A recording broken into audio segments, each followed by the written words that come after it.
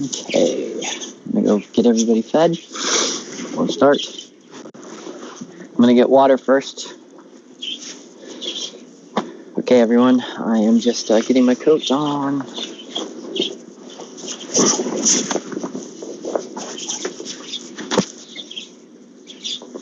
Because it is chilly out there today. Oh, I got one other thing I gotta do first. Just bring this down.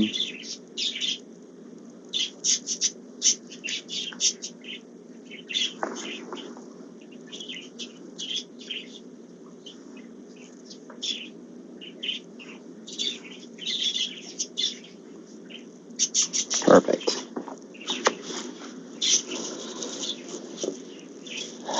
Hope everyone is good.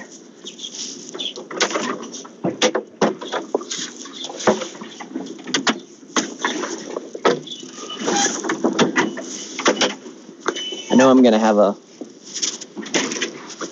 smaller crowd today.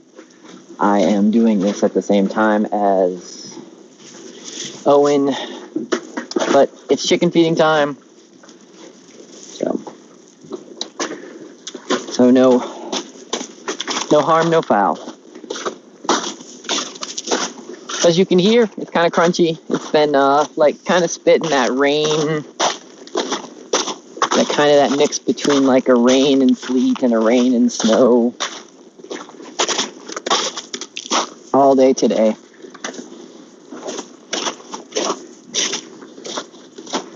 I'm not complaining because I love all weather.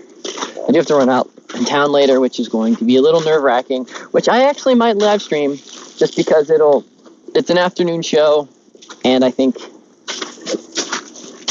just to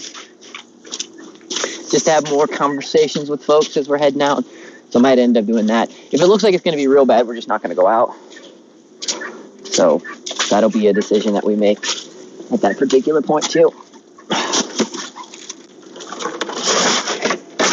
So I need to get the water stuff here in the barn. This light switched on. Okay. And all of the ducks are excited because I was slacking today and didn't let them out. So here you go.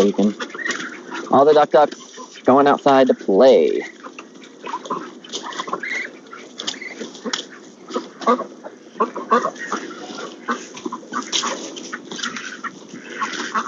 So let me see if I can show you. So when I said there's a little bit of ice, just to give you a good perspective on the little bit of iciness. It's not much. It's kind of like a really light coating of ice on everything. I've seen it like as much as like an inch and a half thick. So that little bit is nothing. Absolutely being followed by ducks. See? Followed by ducks. Let me get some food for them guys because they are hungry and would like some snacky snacks. I'm gonna pop you. Okay. See, guys, they followed me. Oh, you can't see it if I do that. There we go. Oh, see, they followed me all the way into the bunny barn. So let me get everything a little bit set up. I need to get them food, so it'll just be a second. So this is information, nothing. This is the exciting part where you get to see what real life is like and why it's all kind of crazy.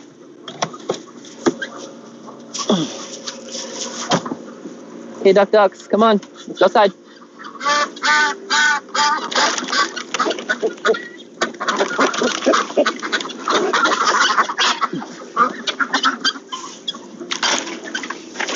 And let me get one more scoop for Sylvia because she is going to be super hungry right now. So I'm going to get her a scoop and some food. And then I'll be back in and we can start our little chit chat.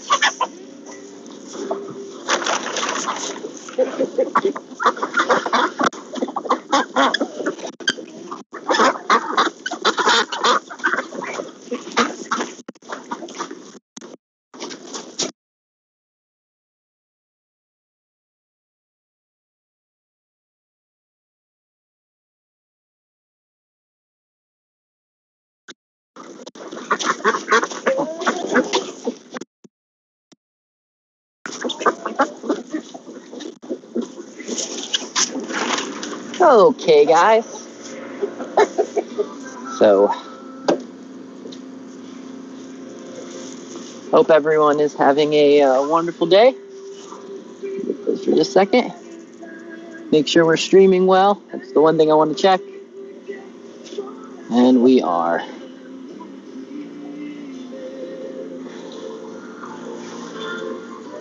That's not actually what I want to do.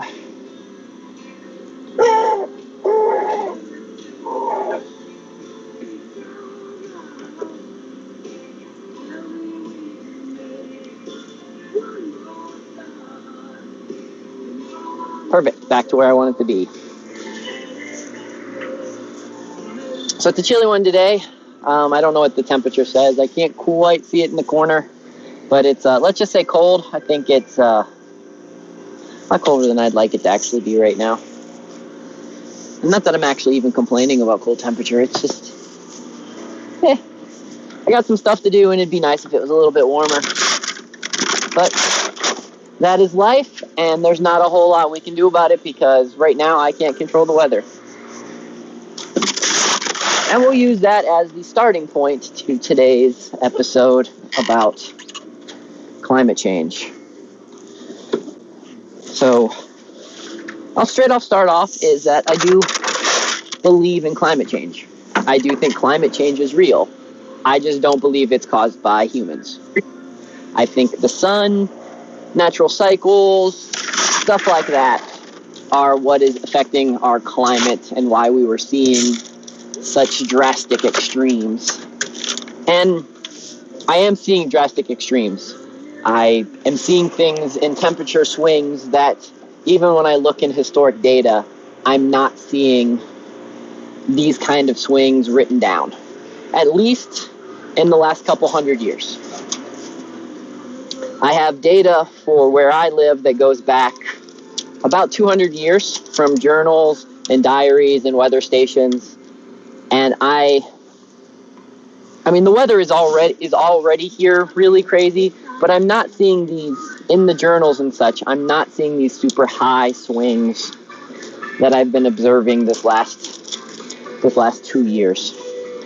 And these high swings, like these 30 to 40 degree temperature swings in a day, and honestly concern me.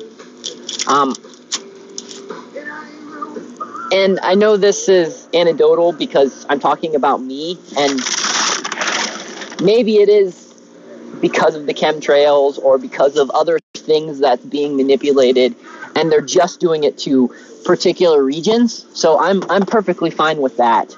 But that does equate to my climate is changing. So you can you're welcome to look into it and think whatever you would like, and I can give you all my data points on the data that I've been looking at and stuff I've been reviewing. But the other thing I've noticed is older trees and such are also being affected, and I don't know what that means. So without trying to give you an answer to why, the other thing I'll say when it comes to climate change is we all know that the climate changes. It's the reason why since a little kid we've always known that there's 4 seasons, or if maybe you live in an area that isn't 4 seasons, you at least have 2 seasons. You have a dry season and a wet season. That's the climate changing in the very basic nutshell. So by default, climate change has to be real. And we've been the late 20th century and the beginning of the 21st century has been very calm times for climate and weather and things of that sort. Things have been really wonderful. And now we also air conditioning our house, and we adjust, AC is air conditioning. So you're really just doing climate control. And what you're doing is you're making it so that you're balancing out so your climate isn't as extreme.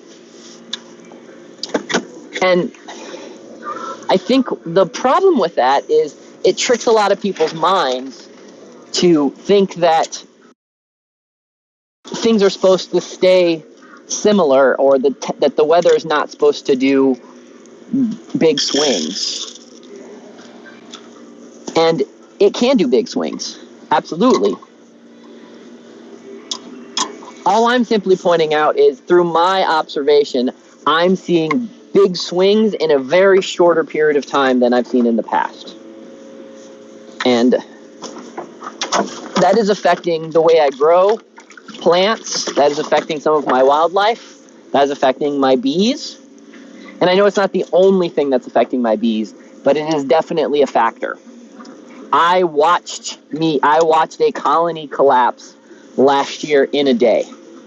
I have some of it on tape too. The temperature in the evening just all of a sudden dropped, and the bees came back, and they weren't able to get into their cluster or their ball to keep the queen warm, and so the colony just let itself freeze to death. The guys that were there did everything that, or the girls that were there that did everything that they could to keep the queen warm, but it just wasn't enough. There wasn't enough bees. Not enough got back together to do that, and so the colony went away. And that was directly, 100% directly related to the weather. So there was no other explanation for that. So that I lost because of climate.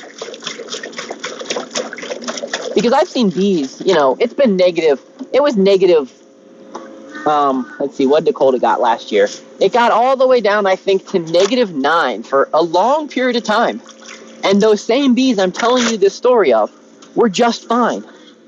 I looked into I studied their patterns, and I looked in with my infrared camera, and everything was just fine. They were functioning, they were balling up the way they were supposed to.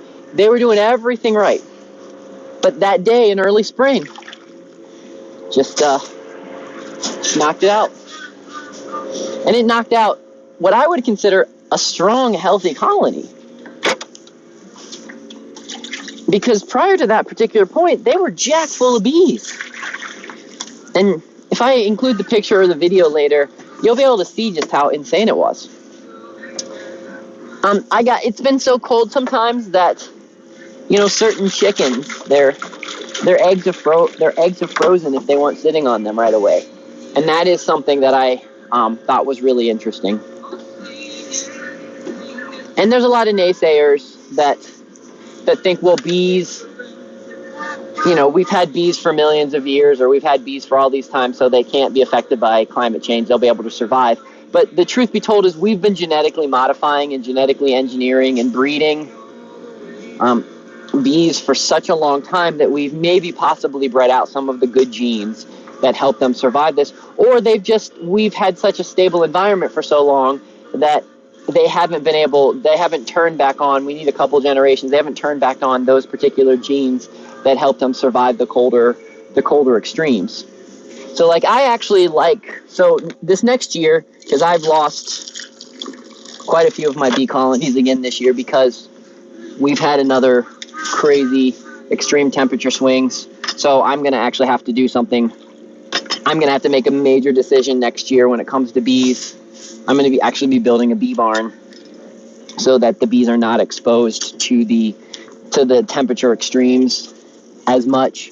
Kind of like what I've done with my rabbits, and kind of what I've done with my chickens. But I like Russians because they are probably the ones that can handle this kind of temperatures the best, because their bloodlines come from areas that have normally had cold weather.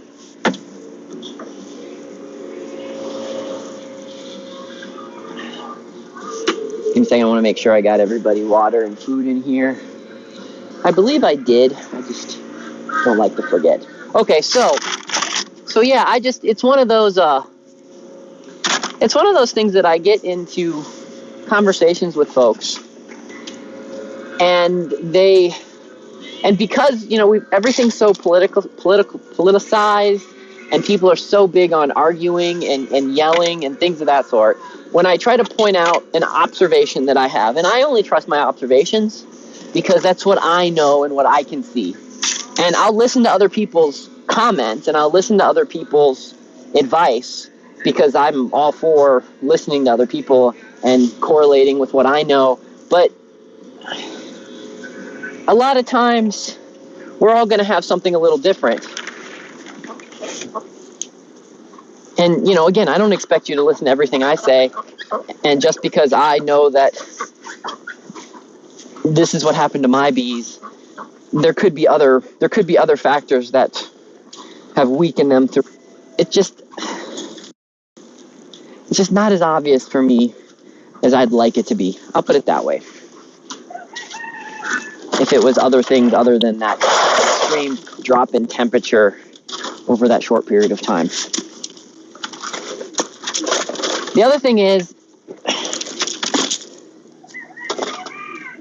I'm not sure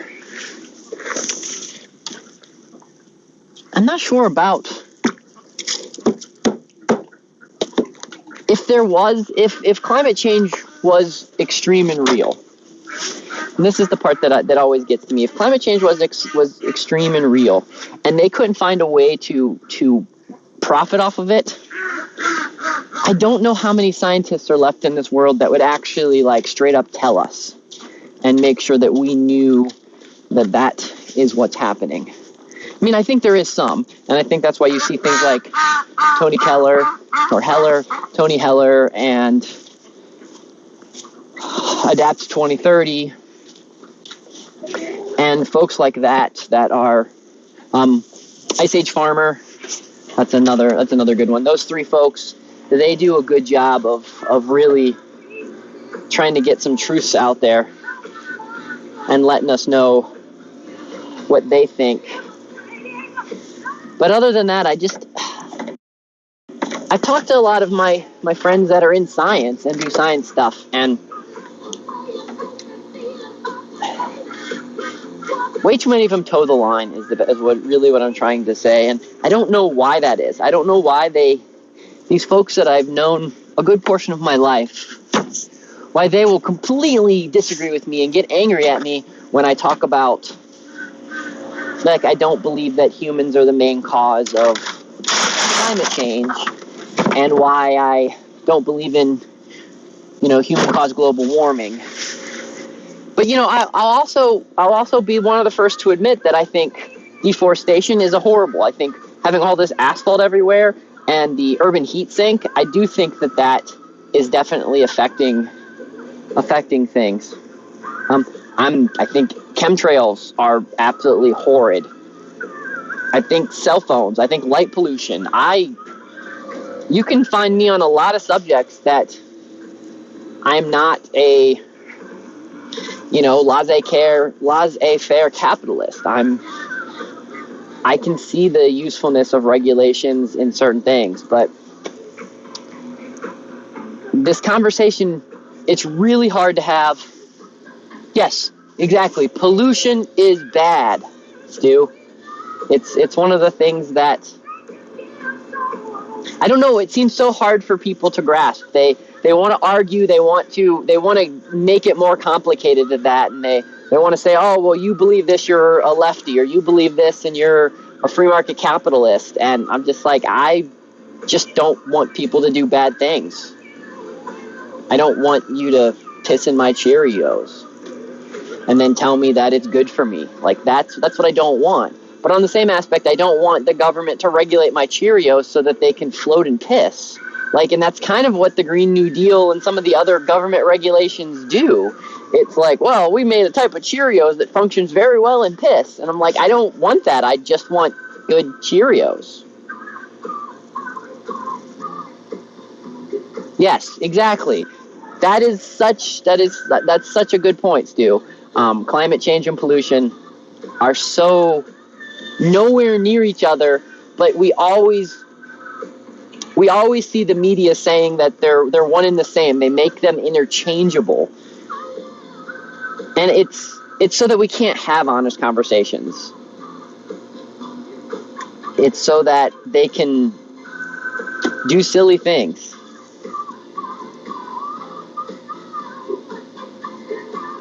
Okay, yeah, we can only control one of them. You're right. We can only control pollution because pollution is an easy thing to control.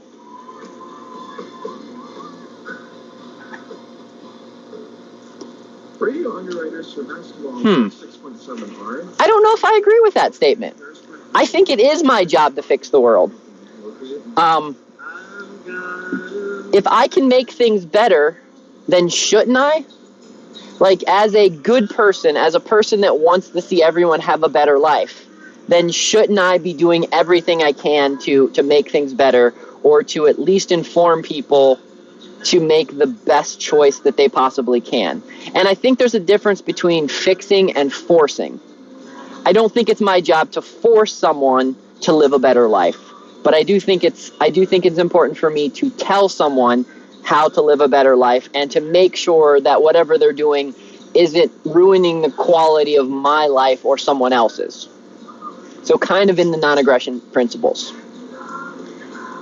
If someone wants to eat hamburgers and they want to feed it to themselves, that's fine. But if they start feeding hamburgers to their children, then I should probably inform them the health benefits of eating other types of food, and then let them choose from there, because they are affecting other people now that are ignorant and innocent. So that's kind of that balance. That's kind of that balance there. So while I don't want to have some SUV spewing toxic gas and oil all over the place, it's also not my place to find them and to go after them for doing this. It would be more helpful for me to say, hey, why don't we fix this car so that it's not producing this toxic gick? And I'm not sure how we get to that stage yet. So I'm not even saying that it necessarily has to be a governing body to do that. It could just be a community saying, hey, we don't want Joe's car to be spewing toxic gick and oil everywhere, so let's help Joe afford to fixing his car, either with a gift or a loan, or just sharing stuff.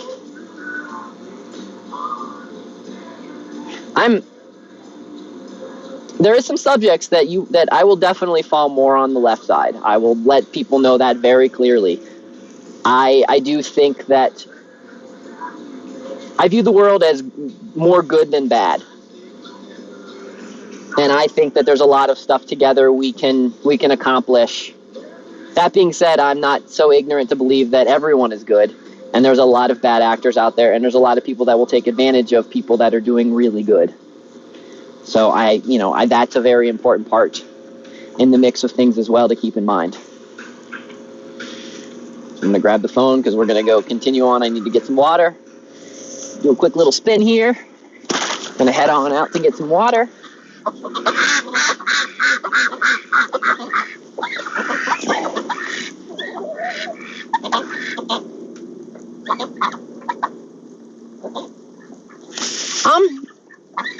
I don't know if I agree with you there. I think it depends. If there's somebody in another country that's living a very, very good life, they are thinking about helping Americans. And I say that because with some of the work I do some stuff with Rotary International.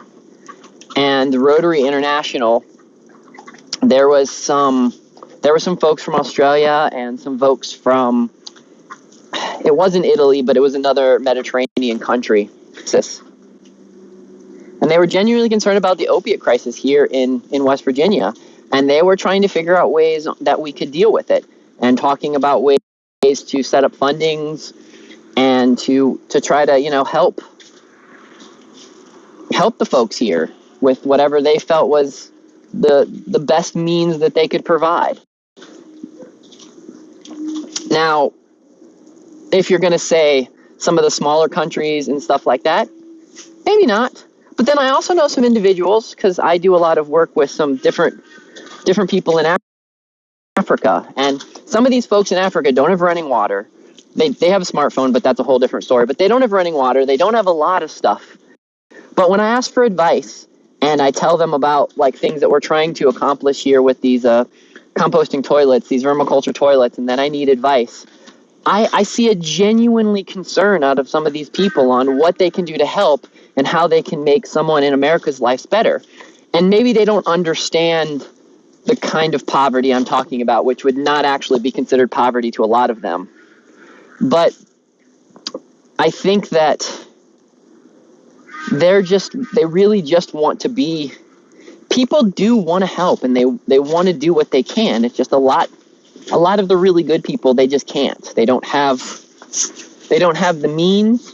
There's the glove I'm looking for.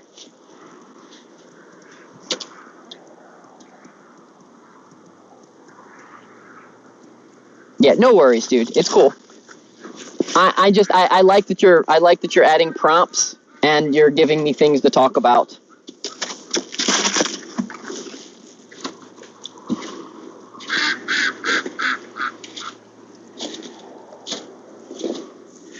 Yeah. So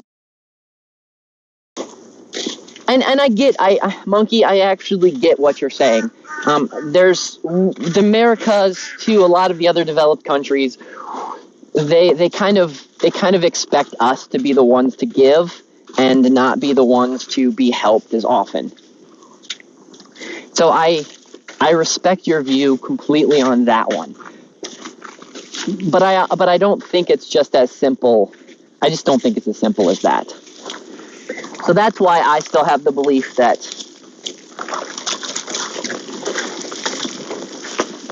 get to see me being pelted with little pieces of ice chunks as I walk to picking up one of the water sources.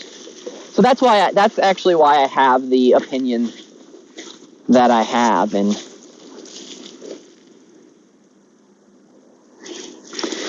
yep.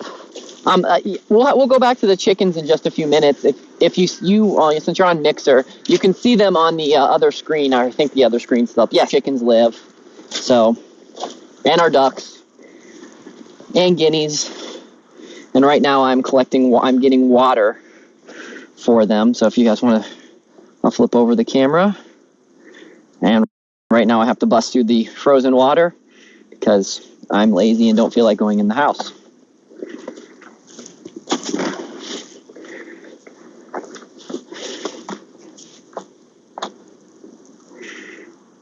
And Gavin Hot Dog, I will also add, if you, I see that you're on Mixer. If you've never used DLive, DLive.tv is a really fun, also streaming site with a lot of good information and a lot of good people. And you can always head on over there as well. And you get to watch the complete redneck way of me cracking open the ice. If you want to see the thickness, there's the thickness of the ice.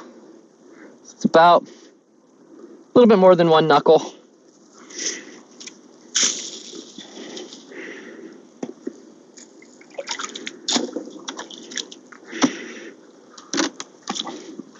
That should be good enough. Okay, so the thing is even here in America, I will add that I think that we need to.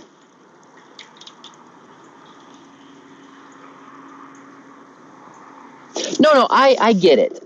Monkey, I get some of the groups are not worth my time. And I actually have a few groups down here that I refuse to do work with or that I refuse to talk about or anything like that. Usually, though, the reason you don't hear me necessarily talking about that is because it's really easy for so many people to focus on the negative and the bad guys and the bad groups. And I would rather spend that extra energy just talking about the awesome, great groups that are doing the good things. But there are some really bad seeds out there and some groups that don't deserve my help. So, like I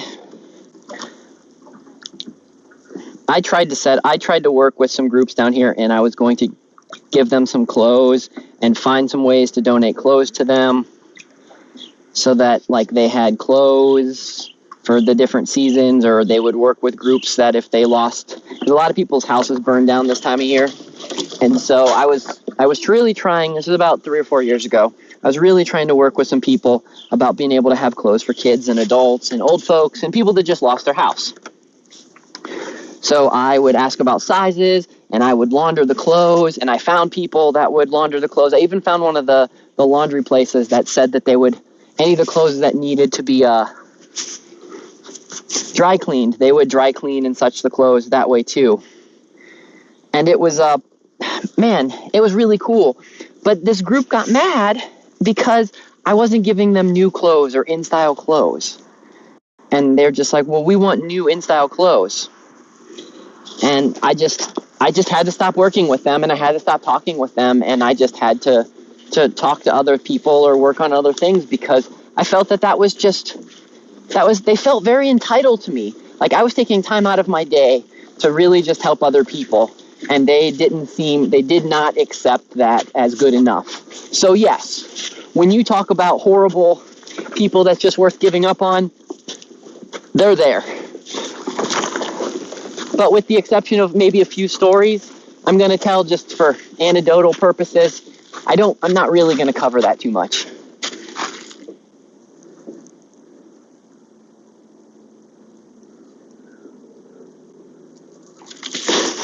Gotcha.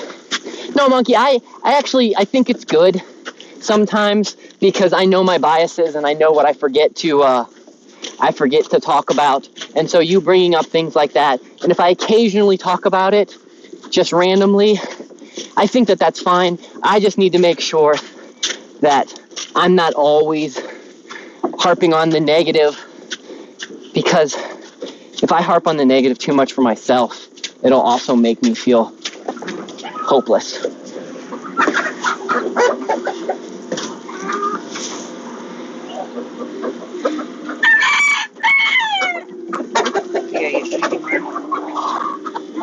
So here's some of the chickens inside.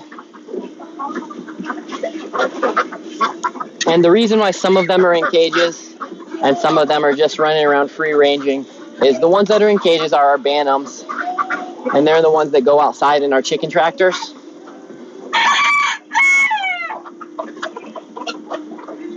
And because we've got such a predator load here, it just makes it easier and safer for them to live in their nice little fun enclosures here. But yeah, all these cages, they actually get brought outside, and we feed, and they get to help make future garden plots for us, or get to till up the ground for us and do some pretty awesome things. And I kind of suggest to everyone, if you've never had chickens and you have the opportunity to get a pair or a couple, you totally should do it, because chickens are really fun, and they're not as much work as they sound. Now, if you live in an area that you can't get chickens, I'm sorry, I understand. My advice is move someplace where you can make your own food and grow your own chicken. So here's the table scraps that we give to the pig. She also gets fed other foods as well, but why not give a pig some fun table scraps so she can enjoy some variety to her diet? Oh, you have chickens, cool. Gavin, that's awesome.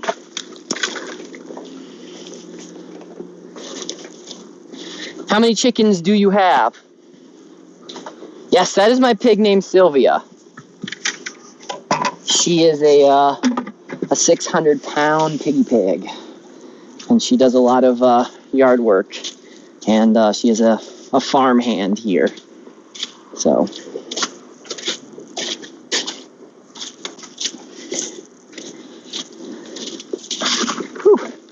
Slippery. Oh, here, this is another cool shot. You can kind of see the ice build up a little bit. Okay, you have about 10? Okay. I don't know if you're familiar with chicken math, but what chicken math, for those that aren't familiar with chicken math and never heard of chicken math, so you start off with, like, let's say his case, 10 chickens, and then you say, I'm just going to add 1, And then 4 or 5 months later, that 10 is somewhere close to 50 chickens. And you're just like, well, how many chickens did you add? Yeah, about 1. And somehow adding chickens to your chicken mix just in turn means that you have a crap load of chickens. No, the pig is the main chicken protector. You can also hear that we play radio in the barn, and we have LED lights. And I will show you, you've probably seen it in other videos as we walked around, but this entire, what I call the lab, if we look carefully over here, is actually entirely fenced in too. So this is about a 1/4 acre that's entirely fenced in. And the purpose, I have so much stuff like trees and all this brush that's about head level, is that actually stops the birds of prey and other aerial creatures from getting in. And then all the chickens and ducks, actually, we put away into the barn every single night. So a lot of work we do. And throughout the course of the last 8 years, we've only lost, I think, 2 chickens to predators, and 1 was a chicken that just got lost and we could not find it. And so it stayed out overnight, and we're pretty sure an owl picked it off. And then the other one was some dogs, some feral dogs that came through and killed and attacked and killed a couple of my chickens and such. So, yes, I have ducks. I have 70 ducks. I got bunnies too. There's a bunny. There's a bunny. Got some bunnies outside running around. Yeah, what we mostly do on this channel is when it's not just showing, I have to put this here for a second, sorry guys. My hands are too cold to switch the cameras. There we go. That's weird. Oh, here we go, now we're back. So during most of the time, this feed is just showing you my farm and listening to just some cool inspirational stuff. And then once a day, we come out here and do the Let's Feed the Chickens class.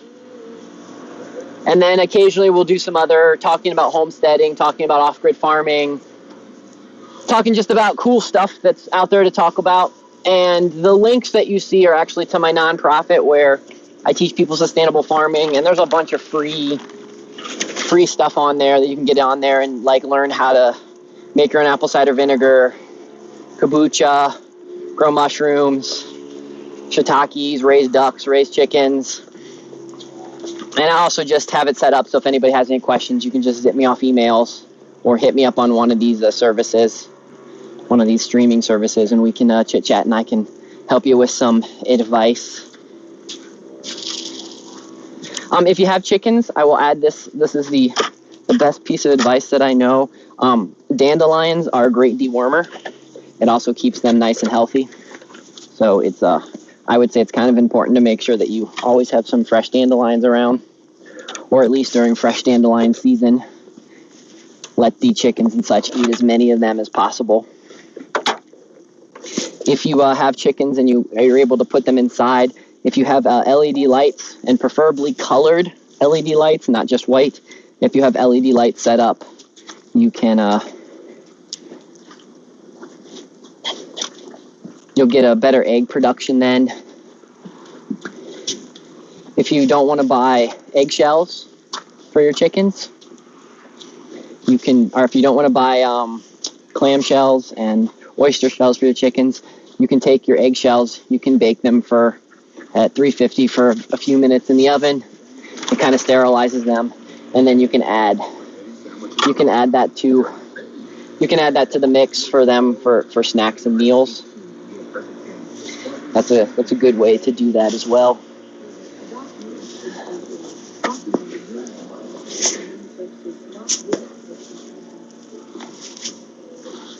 So I had a bowl out for these guys, but I can't find it.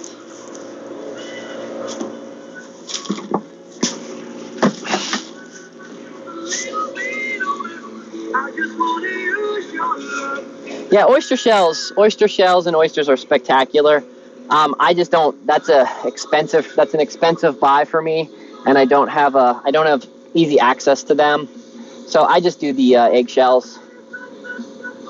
They have done wonders. I'll show everybody again just because I think it's so cool, and I'm gonna check on it anyways after this ice storm. So let's walk over and check on the.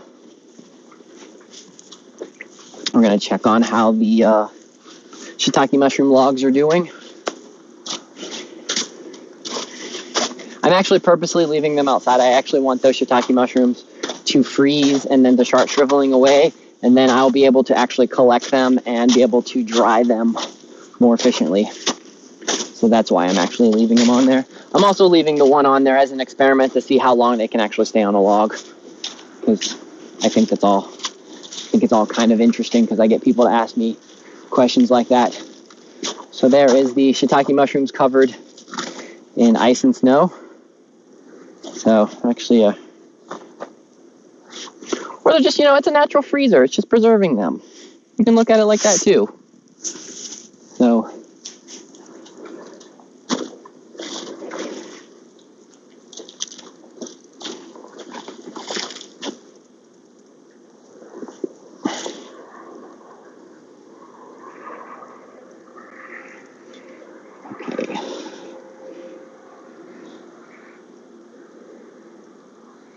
Oh, I just saw that you said that you have bunnies too. What kind of, Gavin, what kind of rabbits do you have?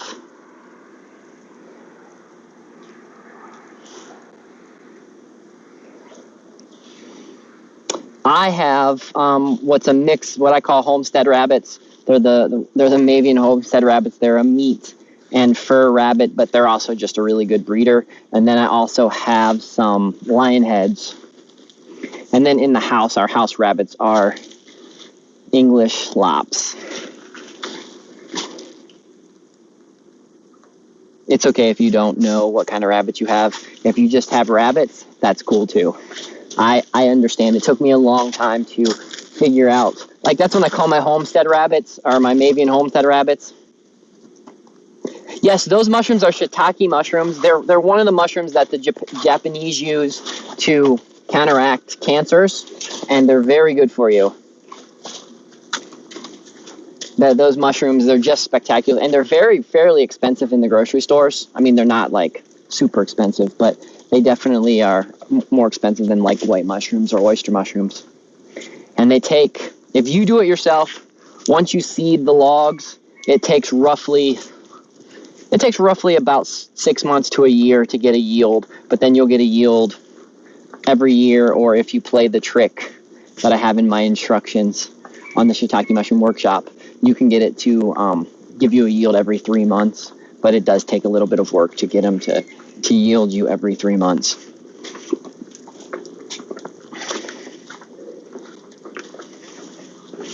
Yeah, the ducks that you see, I think every one of these ducks outside, yes. Every one of these ducks are Muscovies. And if you don't have Muscovies, they are one of the best homesteading duck that you can possibly get. They are awesome at free ranging. They fly if they so choose, which isn't very often. A bunch of males can get along together.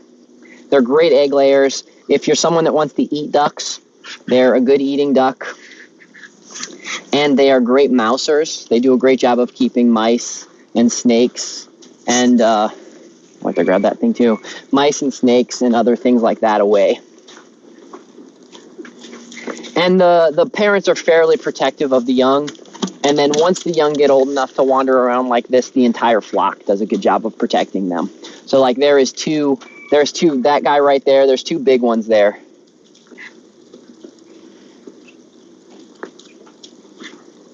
So Rashad, can never say that mushroom, Rishashi, that mushroom and maitake mushrooms are actually both fairly easy to grow yourself as well. It's funny that I have words that I just can't say. and that being one of them. They're actually both fairly easy mushrooms to grow yourself, and you can get some cool mushroom kits. Next year, when I teach my third mushroom class, I'll be adding a couple new types of mushrooms. Right now, my classes mostly consist of how to do shiitake, chicken of the woods, and morels. Let's see, shiitake, chicken of the woods, morels, and oyster mushrooms. Blue oyster mushrooms. I'm going to do red oyster mushrooms and then try to do white mushrooms next year. So every year I try to add to my classes so that I've got more cool, exciting things to talk about and to teach people. And next year we'll be trying to do workshops here at the Mavis Institute, so people will be able to come and do workshops, hands-on workshops. So if you're anywhere near southern West Virginia, that's a plan. The two workshops I'm planning on doing this year is, one is to teach people how to build my composting, these vermiculture composting toilets, the composting off-grid toilets that use worms to break down the poop and such and turn it into fertilizer, and are very inexpensive to build and are far superior to pit toilets and outhouses and things like that. And then I also plan on doing a rocket mass heater workshop.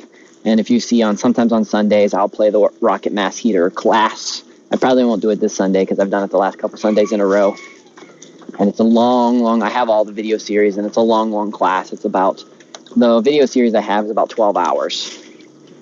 So, but you'll see that pop up from time to time. But I plan on actually doing a hands-on class.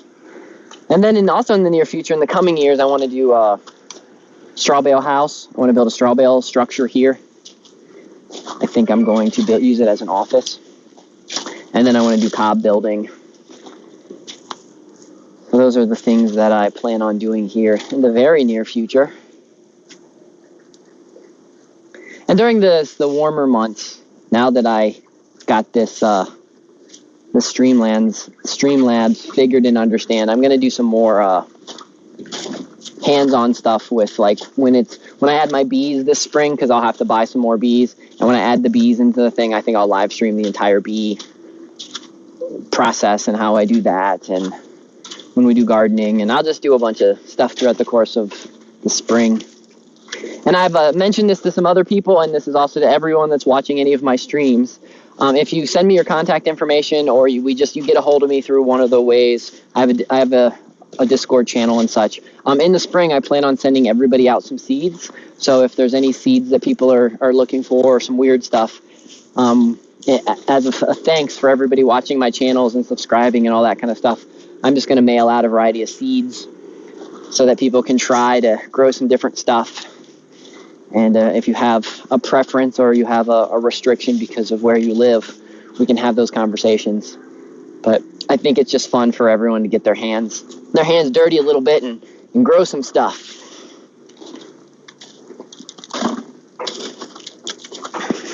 So if you want to see how foggy it really is here, there's how foggy it is. No, I don't really have to. I don't have to worry about flooding here. I do get some extra water buildup, but we are at 3,500, and I am the peak. I'm pretty much the peak of everything around us. So I'm gonna get stuff like mud and annoying mud. But when it comes to flooding and anything really detrimental like that, no. Like all the water that you see, like here, we'll walk over here to the swell. This was actually done on purpose. Like I build these. I've built this catchment pond here. This used to just be a little seasonal stream that ran through. So I've built this catchment pond, and then I have a little overflow pond right here, and then down on the other side of that tree, there's a couple more overflow ponds. So I'm actually catching the water and slowing it down and keeping it to stay in particular areas, because flooding, the joke is if it floods in Flat Top, then the rest of West Virginia is in a whole lot of trouble, because I'm at, I think, probably one of the fourth or fifth highest elevations in the entire state. So, yeah, that's nothing I have to worry about. Occasionally, though, you'll hear them say flooding, and that's just because we get a whole lot of rain, but it's not really actually going to damage anything.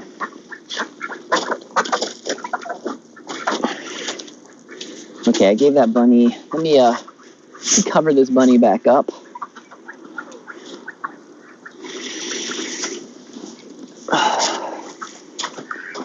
Yes, Bun. Okay, we'll go peek back in the barn for just a minute to see what's going on in here.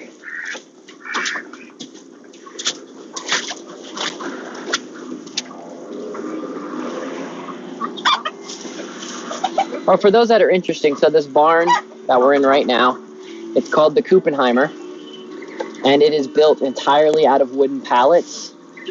And then on the roofs we have tarps to help with the keeping the airflow controlled there. And the pallets are actually covered. They're filled with hay, and then they're covered with the empty feed bags so that we are not producing a lot of waste and such. I mean, here's a good example of how crazy. So you can see how sometimes when the wood on the outside gets bust through, you can see right outside. So, yeah, California is a really strange place. I liked Northern California, and I love the giant trees, but I don't really like the wrong coast and anything about the culture as much. And I understand why people live there, because it's probably super beautiful. And if it didn't have so many crazy people and didn't have so many stuff, I would probably like it more. But it also just feels like one of those places that while the weather is spectacular, it also just feels like one of those places that's really dangerous. Like the fires can get you, or the earthquakes can get you, or the giant tsunami when things happen, or the valley that runs there through Bakersfield and such could fill up with water. It just seems like there's just a lot of things that could go wrong in California, where here in Appalachia, I'm not really sure what natural disaster I would mostly fear. Yeah. We don't really have wildfires. I mean, we have little ones, but they usually get put out pretty quickly. Nothing super crazy. It's kind of too wet here. Ice storms are probably our biggest thing we need to worry about. Flooding, if you live near the rivers, downstream from the mountains, you might want to worry a little bit about flooding. But in general, this is a pretty awesome state to live in. I don't know why it's got such a backwards mindset and why so many people are fearful of it, but I'm going to say that's fine with me, because it just means that I get to enjoy everything here, and the cost of living is spectacular.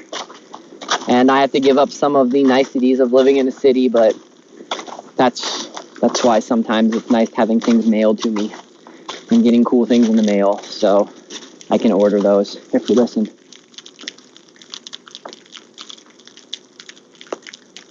That's the ice pellets and such falling from the trees, or from a little bit of the rain and such that's going on right now. Well, guys, I think it is time for me to go run the rest of my errands. We have to run into town and get a few things. And for those that don't know, town's about a half an hour away. So we have to do that. That's why we're buttoning up the chickens and getting them all ready and set. So I think I'm going to call it a day. Thanks, everybody, for watching, for joining, for everything else.